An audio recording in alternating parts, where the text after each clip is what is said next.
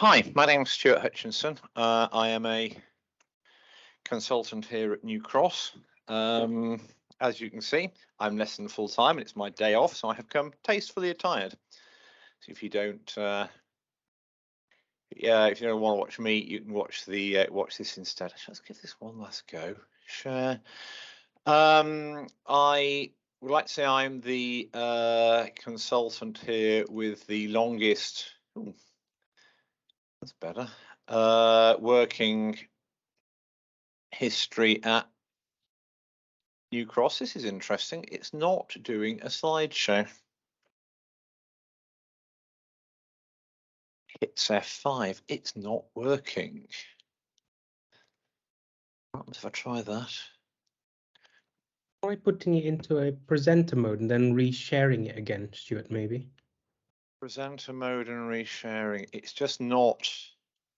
Yeah, so you have to stop sharing first. Okay, stop sharing. And then on your PowerPoint, you run it as an actual presentation. Okay. And then on your MS Teams, you reshare and you choose the specific window, which is the actual full screen presentation.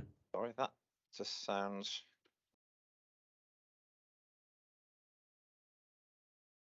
That's it. Okay. And share again. Thank you. Right. So, for those of you who don't know me, I am the consultant with the longest employment record here at New Cross, which is 40 years this month from when I emerged from my A levels to start separating bloods. I am extremely local. I'm obliged to put in the patron saint of Wolverhampton here. Good old Steve Bull. We can't see the presentation, so. Oh, even let's try again. Am I sharing? Stuart, I could do it for you from my computer, and then you just need to tell me to move the slides. Do you want me to do that? Can do. Yeah. Okay. If you want to share it, and I'll tell you where to move.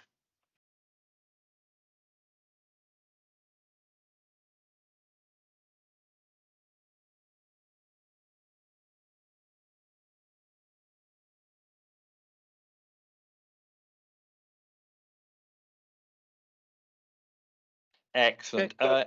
Next slide, please. Move on through the slides and get going. So patron saint Wolverhampton. Next slide, please. For those of you who've seen this before, I'm one of the ones on that slide. Most of them have had something to say about death, allegedly, and the other one's a safeguarding issue for your kids at Christmas. For those of you who aren't aware, Gerry Adams, Rowan Williams, last Archbishop of Canterbury, the author Terry Pratchett, and a pair of middle-aged doctors. So there you go. Next, frailty. There will have been sort of enough talked about frailty. I mean, its causes, whether you're on the phenotype or am I the one in the middle top, Chris? If only. Doling out presents, but only once a year. It'd be quite fun, actually. The frailty symptoms we all know, and I think I go back to the beginning of frailty 12 years ago, where a really eminent local geriatrician was going around with his NSPR, and they said, well, do we agree with blindly which patients are frail and which aren't? And they agreed for about 90%, but they couldn't for the life of them work out why. And I think it's a bit like that with frailty and end of life, in that the phrase common sense comes into play. And I always take a big wince when I hear the phrase common sense. And my immediate reply is nearly always, that's fine, but it's rarely either common or sense. So if you like your evidence, this talk's probably going to be a bit on the light side. But as you can see, if you can see me, I'm old and qualified, and I think I know what I'm doing, but only because there's been a car crash of failed conversations and bitter experience coming behind me. So anyway, there you go. There are the frailty syndromes that you tend to get: falls, immobility, delirium, incontinence, susceptibility to the side effects of medication. And I would also say, probably adding on to that, increased mortality. The more frail you are, whatever the next thing happens to you, the more likely you are to die from it. And whatever, it shortens your life. So next slide, please. And the next one, please.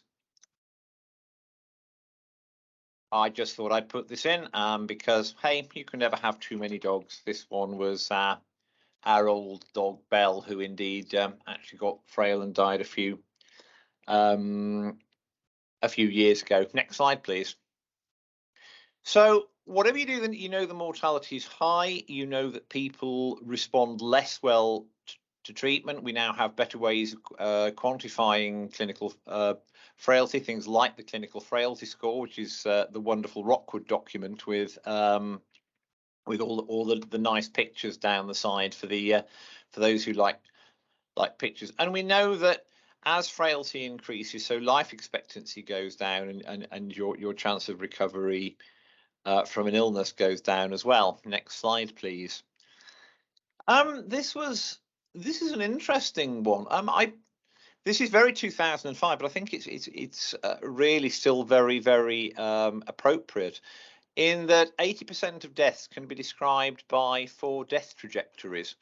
The obvious one they haven't put on is sudden death, so accident, suicide, sudden cardiac arrest in the fit, who basically go along from a high function and then drop off the edge.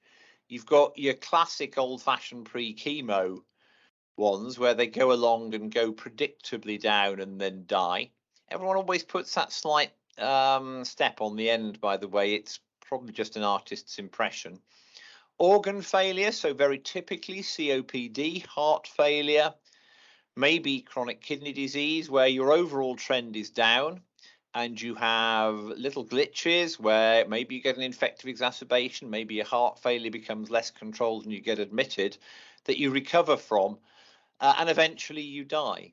And at the bottom, there's physical and cognitive frailty, which is basically starting from a fairly low functional base and kind of drifting down. And whoever did this did very well, because they put a really wobbly baseline into it.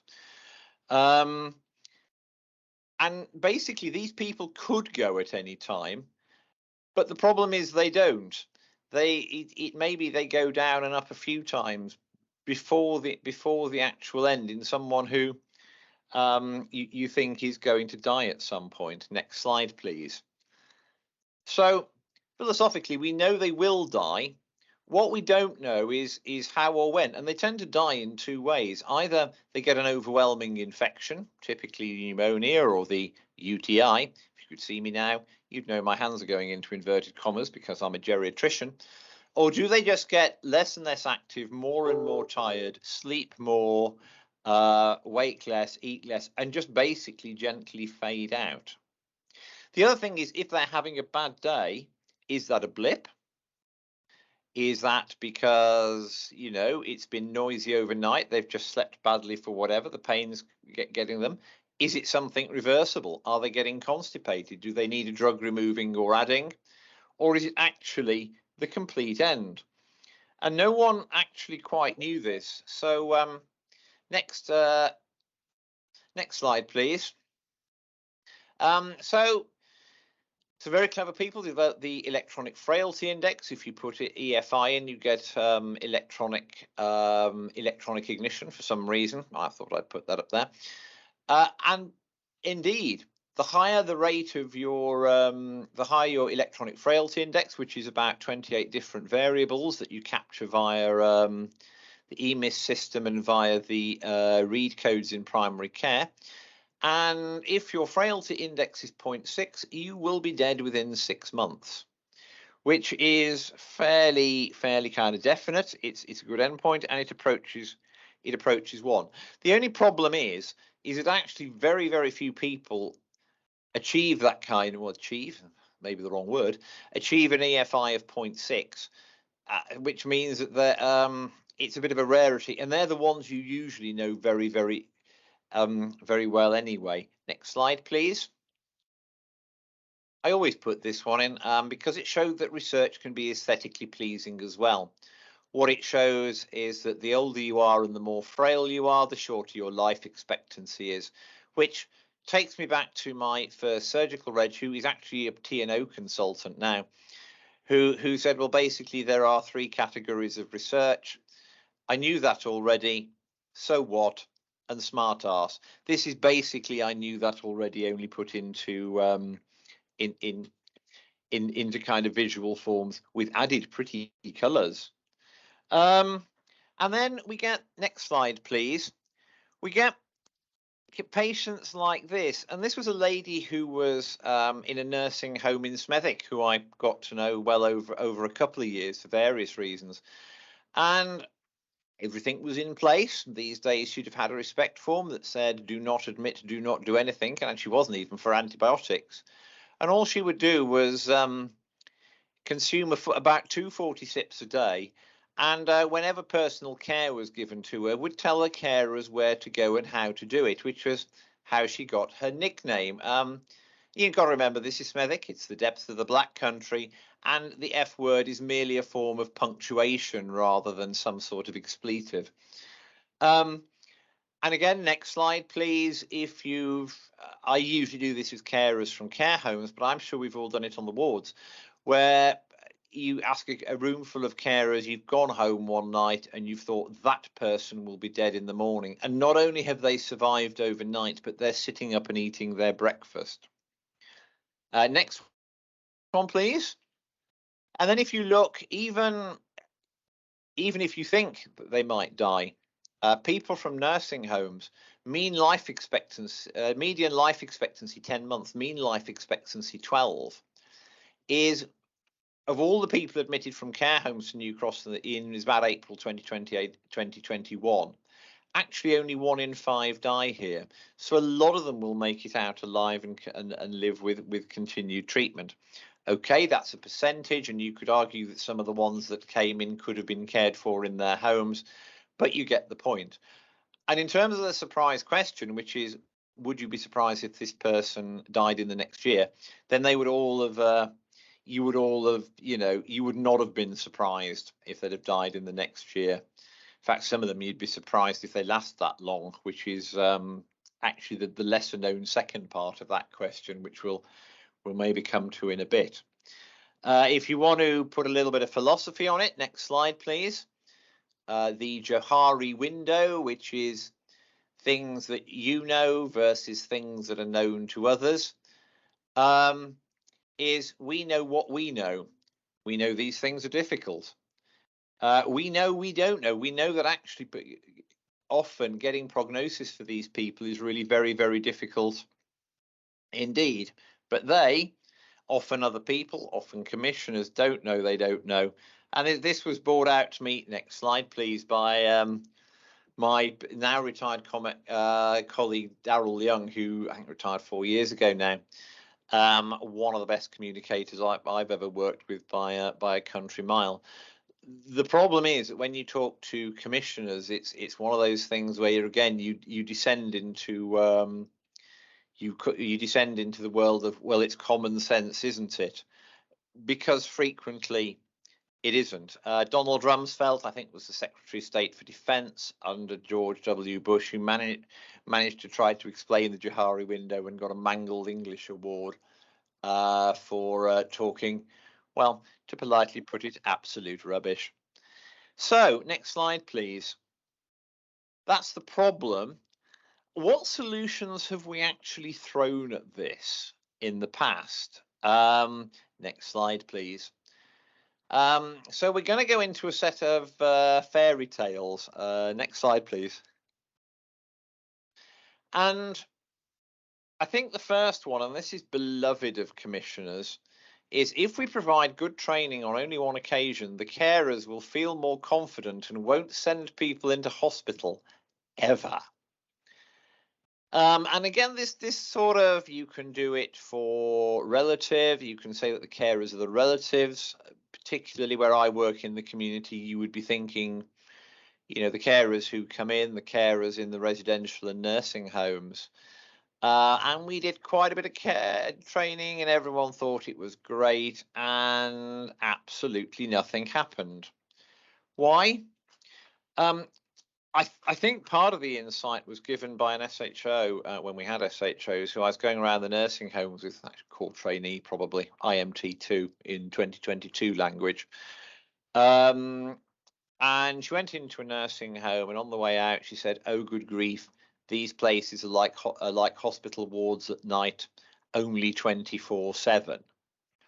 That's right. You've got low concentrations of band 5 nurses. You've got a very rapid turnover of staff. You've got no medics, and your only way out is to call 999. Also, because of the high turnover, if you provide the training, unless you provide the backup for when things go wrong, then everything. Then when it goes wrong, well, everyone forgets what's happened in the past. And panic ensues when someone goes downhill. Next one, please. The next one was another good one. All you need to do is manage the chronic conditions, and the rest will take care of itself, which is interesting. Bottom right for art lovers is Beata Beatrix, Dante Gabriel Rossetti. That's what you're supposed to look like at the point of death. Yep, that's today's art lesson. Interestingly, when it comes to frailty, the overlap between frailty and multimorbidity, the two Venn diagrams do overlap, but they're not a total mix. You can be multimorbid and not be frail. You can be frail and not multimorbid. Also, as I said before, when people with frailty die, they either tend to get infections, or they just kind of fade out and stop and come to a halt. It's a phrase I use to relatives with sometimes great effect. Again, maybe we'll come on to that a bit more later. And if I actually think of all the death certificates I've written, and I write quite a few, it's legit. They all go through the ME. I'm not like the other bearded bloke. A lot of it is either pneumonia at the top, or it's frailty of old age, or it's dementia. Often the stuff that goes on the second line of the death certificate is stuff like diabetes, heart disease, kidney disease, COPD. It's relatively unusual to have that the main thing. So you can take care of the chronic conditions as best you like. Actually, it's not what's going to kill them. They are kind of more the bystanders for this particular group. Next one, please. Here we have a phoenix. That is apparently an Eastern European unicorn because they come in subtypes. Actually, I should say I'm sat in Phil's office. This is the filleted remains of a talk he got me to do to the SPRs about 5 years ago. So if he's heard all the jokes before, Phil, boss, I can only apologise. The other thing is, and this is another commissioner's one, that people can obviously spot when people are dying, or obviously spot when it's a UTI. It's that one again. Don't dip urine in the over 65 children, because if you do that, each time you do it, a geriatrician will die, and we're awfully valuable. And it's the ability to just stand at the end of the bed and say, yes, this one will get better with 5 days of nitrofurantoin if they don't throw it up first. Or this one, no, this one's definitely dying and we don't need to do anything. Well, we need to communicate and put the anticipatories in and get everything ready. Again, that is remarkably difficult. And it's also, as we'll come to maybe a bit, as we'll come to later, it's remarkably difficult to carry off with the with a large number of relatives.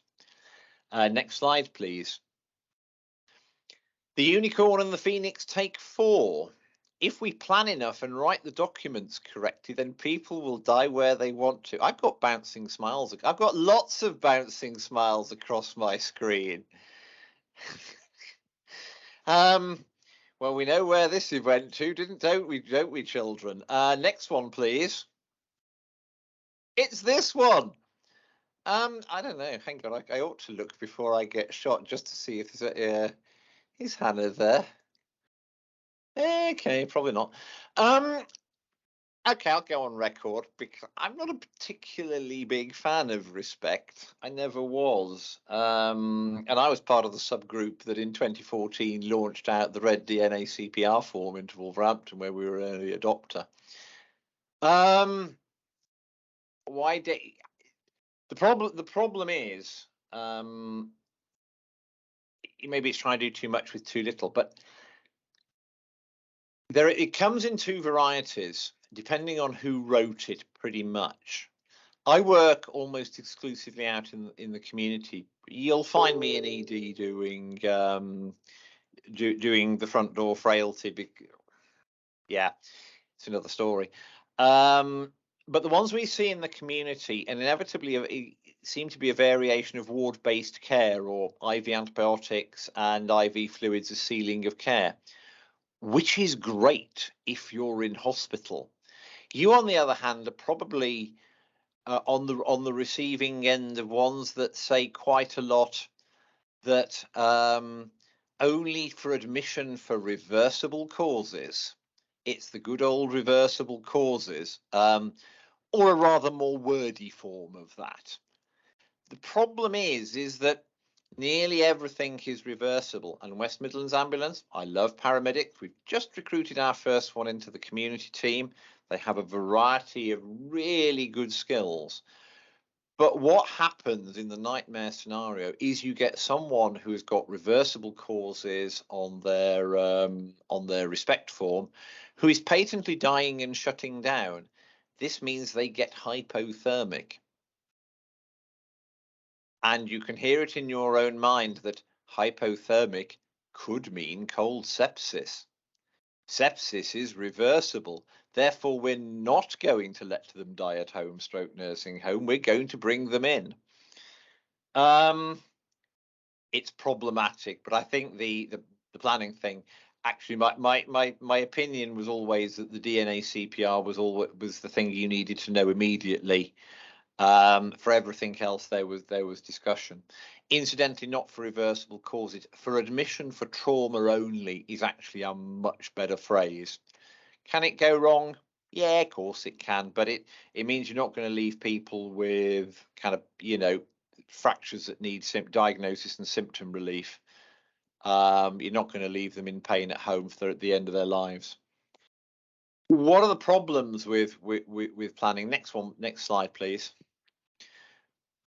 One is, and this is more about dementia, which again coexists with frailty, but not always, is that when you're at end of life, the person has lost capacity and you're into best interests in the next of kin.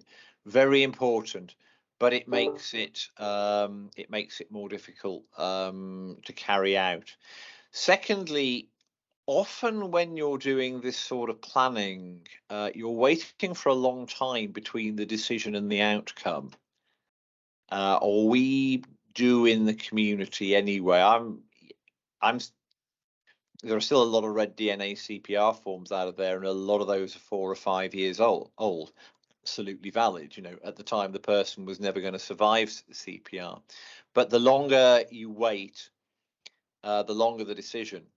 And something I've called decision fade, which is you think someone's palliative, you think they're approaching their last days, maybe weeks of life, and a proportion won't, just because they won't. You didn't necessarily get it wrong, but they go on longer than you thought. And what becomes, well, we're not going to readmit, we've stopped nearly all the medications. The person is still frail. They may be bedbound, doubly incontinent, just about taking enough food to keep body and soul together. But 6 months later, something else happens, and people forget it and have to go through the whole thing again. We actually saw this in the first wave of COVID, and I think the community story of the first wave of COVID is probably something that went under most people's radar. It's fair to say that my 30 odd years, it was way the most torrid experience I've had. But one of the things we did at the start was we took the community matrons, and in the space of about a month, we had 1,200 discussions with patients and their relatives on CPR and end of life from Wolverhampton's care homes, and pretty well everyone was electing to have a DNA CPR in place and to stay out of hospital if they got COVID. Fast forward six to 8 months to the second wave, and it was like we'd done absolutely nothing. And so when just before the vaccinations kicked in early 21, people were getting COVID, and we'd get them admitted with the plans in place, but completely ignored. And if you want this summarized neatly, next slide, please.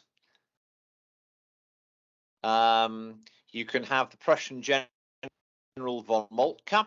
There he is, pike out, full health fit and everything else. No battle plan. It's actually no battle plan ever survives first contact with the enemy.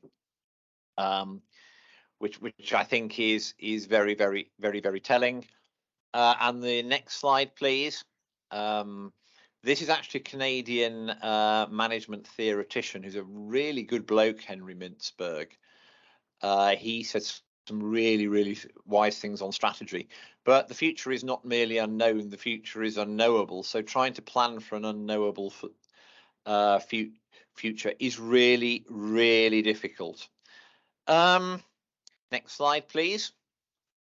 So what can we do? I don't want to come across as unremittingly negative, although I prefer to call it realism.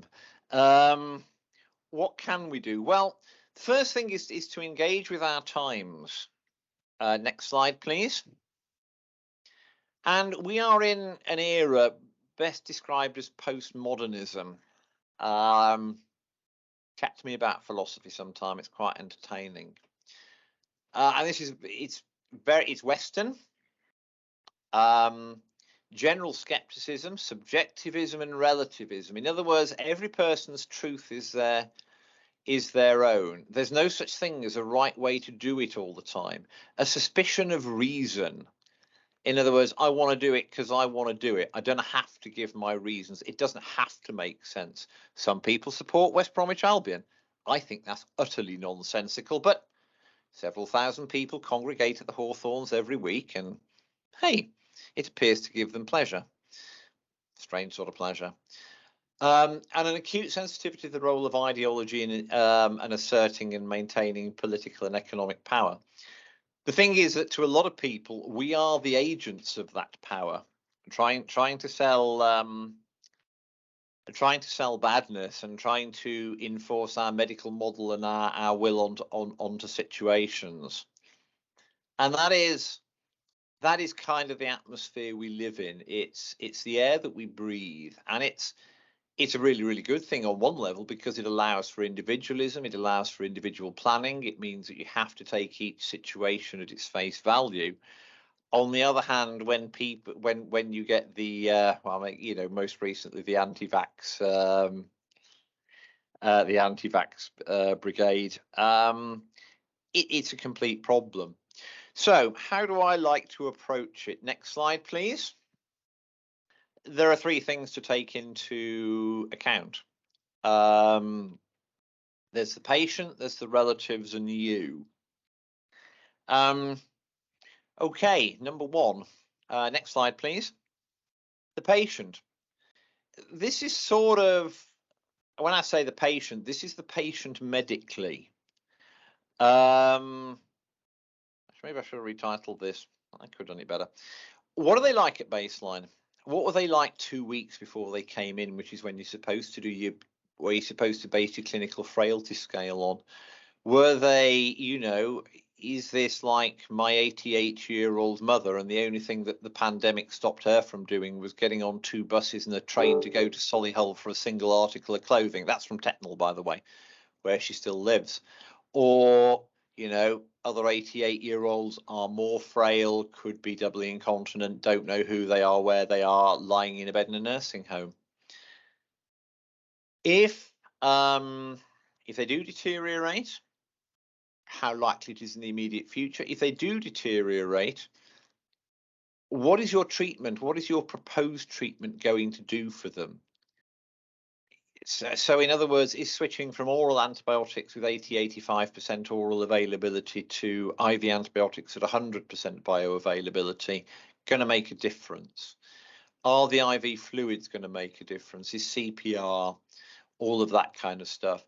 And also with my community hat on, the tests, how burdensome the tests are, and are they going to make any difference? And again, from my point of view in the community, don't forget it's about 4 to 6 hours to get most bloods back, and even a chest X-ray is a half-hour trek up to New Cross and back. It's, again, from a community point of view, you can think of your own kind of invasive tests or otherwise. Then next slide. The relatives and their carers. The thing about postmodernism is it's immensely individual. I spent 10 years of my life working at City Hospital Birmingham, which meant I dealt with a lot of people whose primary philosophical base was not Western, and the role of the family, Confucian ethics and duty to the family, and the family being the ones who are expected to have the main say was it's a big thing. Also, Punjabi Balde, Tori Tori.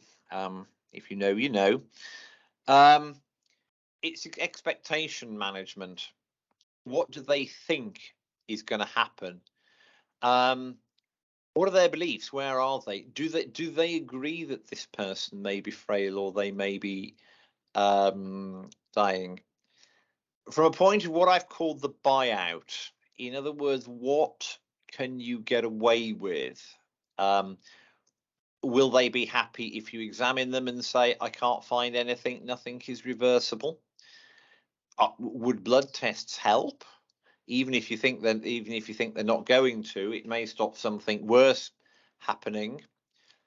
It's ongoing contact with them, which helps. I think continuity, while we don't do it, it can help in these situations.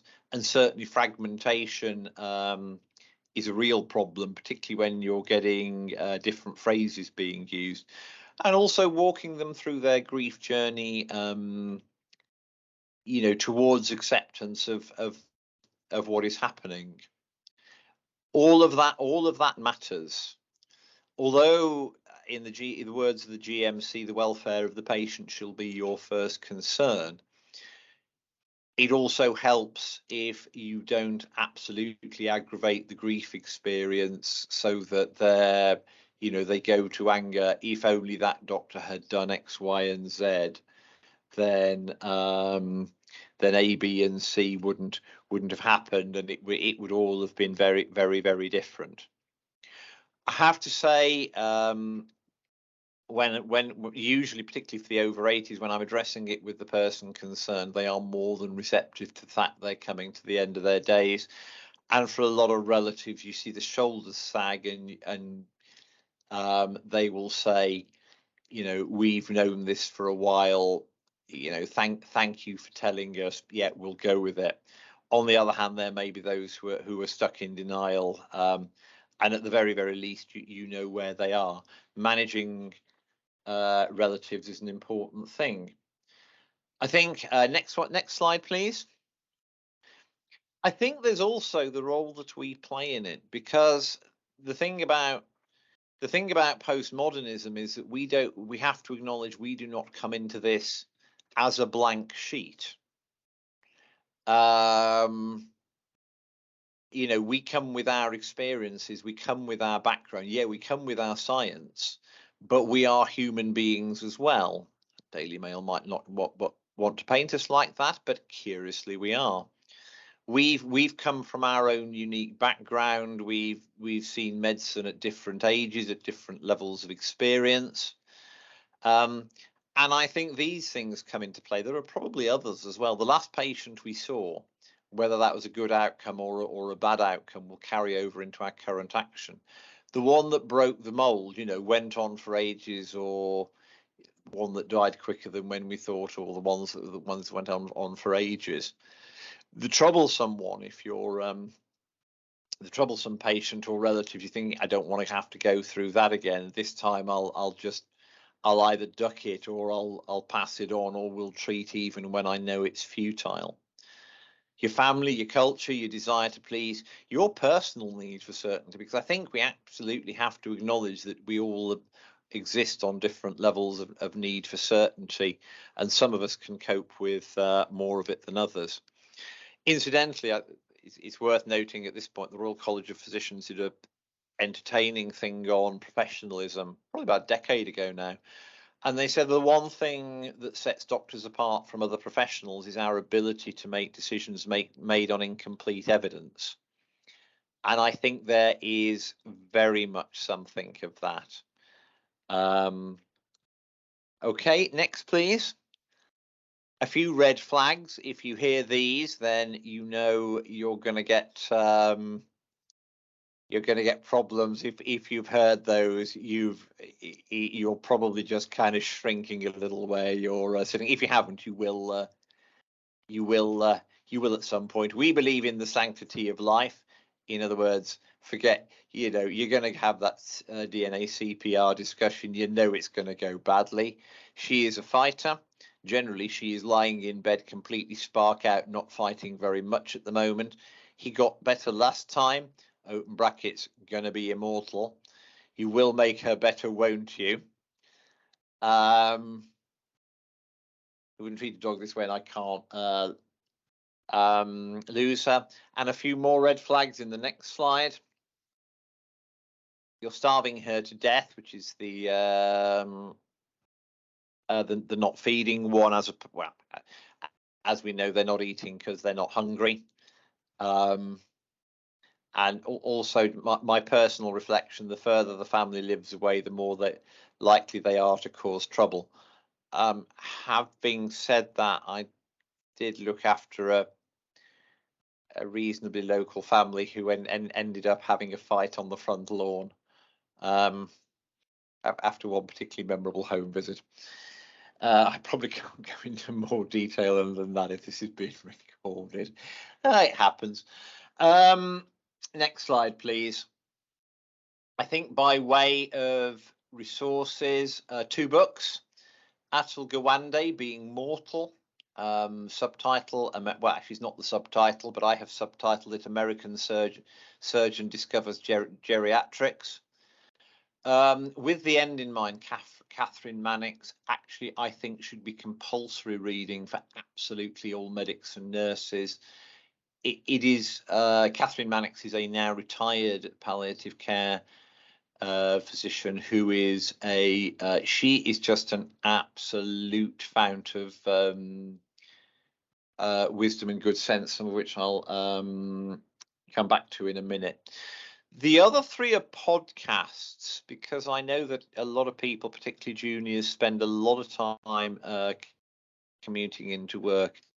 The MDT podcasts are by a pair of geriatricians in Surrey, Ian Wilkinson and Joe Preston, and they have done about 10 series of kind of half-hour topics, and they've covered everything from postural hypotension to UTIs to carer refugees, frailty. They are nice little dips.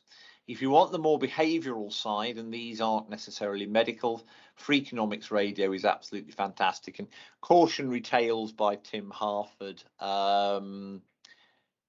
They're just fun on the ways that things go wrong, and I do RCAs for the trust, so that kind of appeals to me.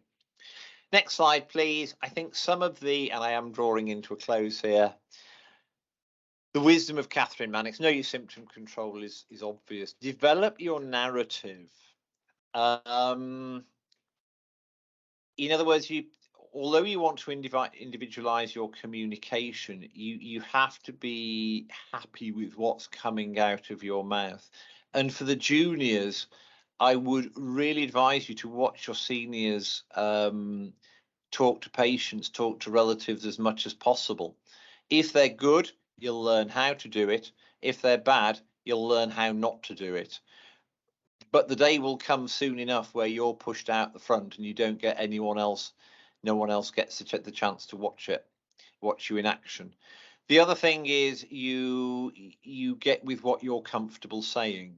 One of mine is a variation of the surprise question, which is when people ask me for a prognosis, I say I really don't know, but I would be, I would be surprised if they lasted until X, Y, Z. I mean, now it's, lasted until autumn or lasted until Christmas or the end of the year. And it actually brings to mind one that went right. I bumped into the relative of someone I'd been looking after, and she said, well, you and your team looked after Mum, and she'd gone to bed and stopped eating or drinking last December. I don't think I'm giving too much away. And you said to me, oh, I think she'll make Christmas, but I'd be very surprised if she made Easter.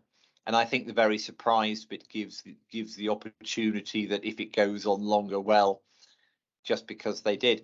In this case, the lady died in February, so she made Christmas, but she didn't make Easter. Phrases like that. Asking about, if you're looking at future planning, how does the future look to you? It's wonderfully open-ended. Some people will jump on it, some won't. What do you think would happen if your mum's heart were to stop, your dad's heart were to stop? Catherine Mannix, also the phrase "ill enough to die" is a good one. And also sharing your own uncertainty. You don't know what's going on, and sharing the options, and also asking the question, what matters most to you? That really did turn up on the respect document on a sliding scale, oddly enough.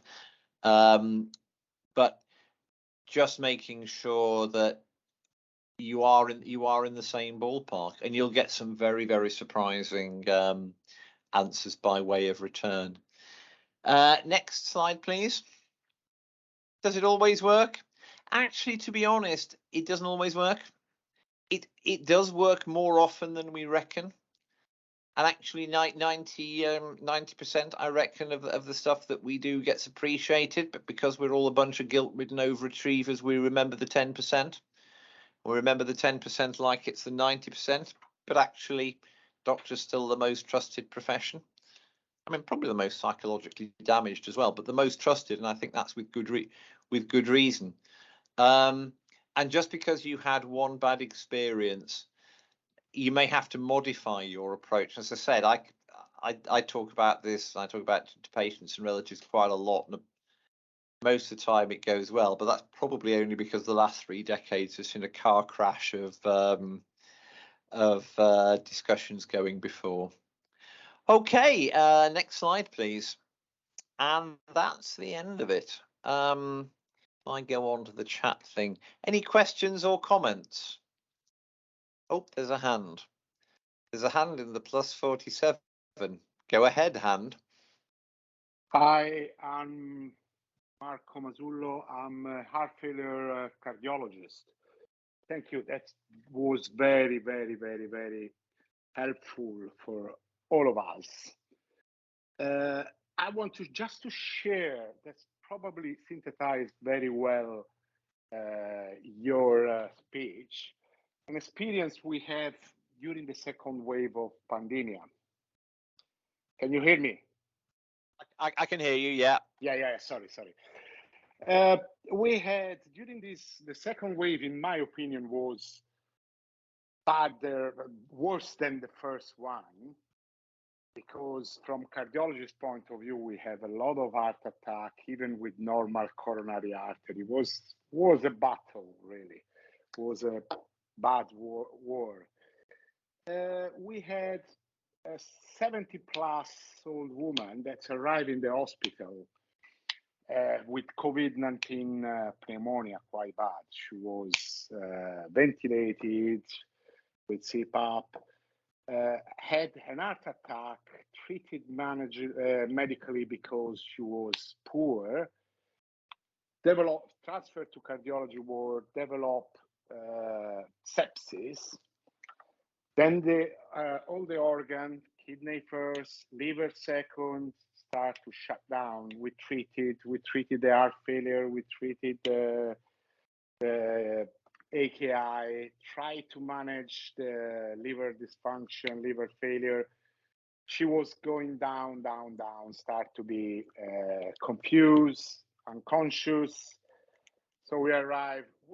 As you said, we do all the tests, even a CT head, and she had a nice meningioma on the brain.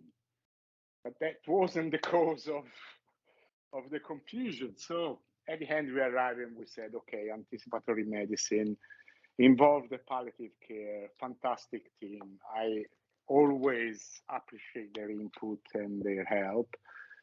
Plan to discharge.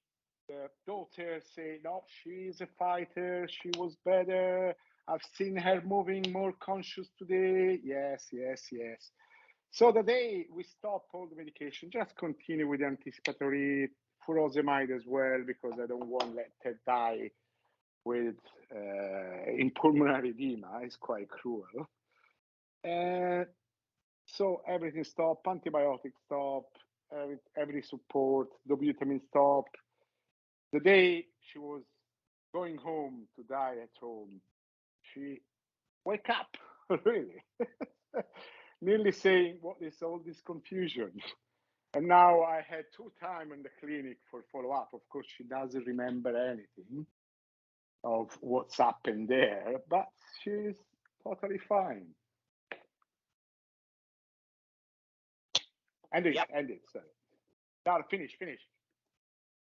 I think that's right. I mean, oh gosh, other things.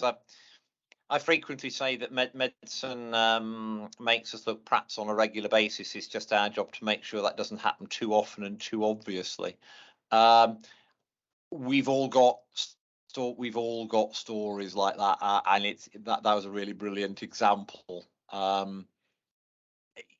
It's how. I think it's how you phrase your communication so that you're not too certain, and the family don't always feel too damning about you. Okay, so someone else got a hand up. Yeah, that was very lovely talk, and especially the philosophy part of it. I just have a question. We all have seen respect forms done in the community. They are very helpful.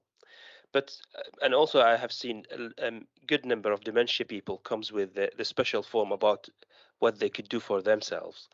And I'm just wondering whether we could the care home or nursing home could produce similar document for each patient in a nursing home to say what his baseline, what he can do, what he can't do, and also what's the family expectation. So for example, they could say that the family is like, there is a family, they want to keep comfortable, because I think we all see those bunch of patients who comes in the middle of the night, and then there will be a lot of tests. Even I still remember there was like 84 years old female who moved to C25 with the recommendation to do an LP on her to diagnose meningitis. So I think if we for example being seen by the GP in the nursing home, and he put give us insight about how frail she is. So I don't think we need to do many of these tests. And I totally agree. Sometimes we bring them in, they give them antibiotic, they get better the next day, and I'm not sure whether this is infection or could be just fluctuation of frailty. So do you think there's possibility to produce such document in the community? There are loads of them. Oh boy, there's another talk on lasting power of attorney. The other thing I have about respect is it became very much respect or nothing. Compton do a very very good document. It's the Compton My Care document, which is more extensive. If you went back 4 or 5 years, Wolverhampton did the Red Bag Project, which was everyone who came in from a care home had a red bag, which had their clothes in, but also had whatever advanced care planning contacts for next of kin. That suffered from Unicorn and Phoenix #1 of do the training once and everyone will remember. Oh boy, GPs and nursing homes. You're going to have to get me back another time. That's a whole other world. That I've spent the last 16 years inhabiting. Oh boy. Sorry. Yeah, Chris, you've got this is a really good one. What are your views on patients who has capacity, does not want to respect form or wishes to be resuscitated, and family who demands? That's a really interesting one. Technically, you can have a respect form that says for everything, and one of my bugbears is has a respect, and again, it's one of the weaknesses, is has a respect form means they have limitations on their treatment. The other and it comes back to respect being the only show in town. What is your view about the family demands resuscitation where you don't? It depends where you are. The Tracy case only says you have to discuss. It doesn't say you had to agree. And again, the phrase I wanted to put in, because I use it a lot with our team in the community, is, do you want to die on this hill? In other words, if you want to take the family on, that's fine. In hospital, you're probably going to get away with it because you're in control of the environment and you'll get a better legal team. Out there in the community, it is much, much more difficult. The number of forms that get ripped up, lost, misplaced, ignored, I don't know what, is absolutely huge. So I probably wouldn't fight it that much in the community. And these days, I'm not entirely happy, but I'm more accepting of the patient who doesn't want to be admitted but wants CPR, as long as we've tried our best to explain. I mean, in one case, it was, yeah, I know I'm going to die, but I want my wife to feel I've done the best for me. And okay, it's going to be futile and it's a messy death, but I have, in that kind of philosophical, it's your own truth, I have a certain sympathy with it, and I know I'm not going to get over it if I've explained it well enough. Sorry, that's halfway to another talk there. Next hand. I think. Hi, hello, it's me. Hi, Tony. Thank you, Stuart, for your talk. I just want to highlight another group of patients. These are adults with learning disability. Everything you've said about older patients apply to them ×2. We must make sure that communication is with as many people as possible involved in their care. Just to let you all aware that there are learning disability nurses in hospital who may know more about that individual than you do. They're always useful to come in to help you gather every interested party in the process. Some of the complaints, probably wrong, more wrong than right, after the pandemic, was the fact that many carers and relatives alleged that some of their relatives were put on DNA CPR simply because they had learning disability. Many of you would deny that. I can't verify that, but by taking special measures, we can stop that in future. It takes a bit more time, as well as we do for elderly patients. But remember that there are people who will have all those red flags waiting for you. So talk, get a buy-in before you make the decisions. And learning disability is not enough to have DNA CPR. You have to make a case for it. Thank you. Yeah, I'd also point out that the level of function for learning difficulties, you can't use a clinical frailty scale on it. It works just a little bit differently. But yeah, absolutely. Hang on, I've got a hand up there on the plus, however many it is. And Dr. Coe. Got your hand up and your microphone off if you want to. Yeah, sorry, technical problems on a Friday afternoon. Hi, I'm Petco, one of the oncologists, and much sought after for prognosis, I suspect. Yes, thank you for the very enlightening talk. I suppose, with the sort of world that we live in. A lot of this is shaped by our experience, but also our experience as clinicians. So one of my questions is, why do we leave this to the most junior of doctors? You know, with every change in shift, somebody else gets sent to discuss with these patients. This first question. And secondly, yes, I do agree with Dr. Oki about people with learning disabilities, and I'd like to highlight patients with brain tumors as well. They do have variable prognosis, and very often you do need collaborating history from relatives to get a true story of what they're like and their function. And some of them may have a prognosis of years. So coming back to you know, the way we deal with breaking bad news, well, very often we do get called in oncology as part of the job, but my experience, I'm sure with everybody else, is it takes a lot of time. And it, you know, how do we allocate that time? Because Atul Gawande did mention about it in his book, that, you know, we do need to be able to actually account for this time, the meaningful time that we spend with patients and their relatives, so that we, you know, are able to produce an overall plan at the time, which may be acceptable to all, and, you know, could actually be cost saving. I think it's a very fair. I think it's the bit about developing narratives is a bit about developing narratives in the plural sense. And that journey through information breaking, it is a journey that is often fragmented, and it's again, one of the phrases I use is, you kind of dip your toe in the water to see where it's going, and you've got to develop your narrative so that you can take it as far as it goes without breaking it. Having said that,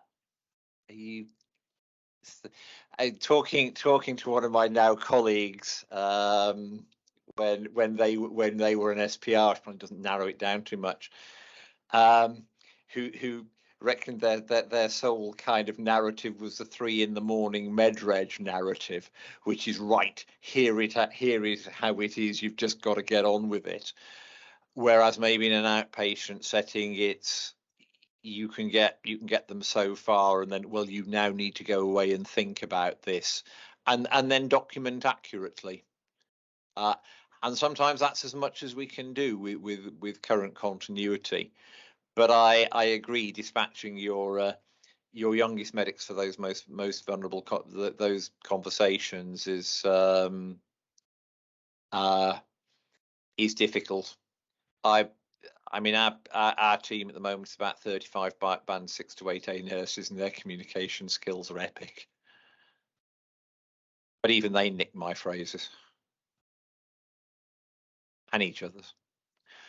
Okay, 2 o'clock has come and gone. Thank you so much for coming. I hope that's enjoyable. Thank you so much for the comments. Have a good afternoon, everybody.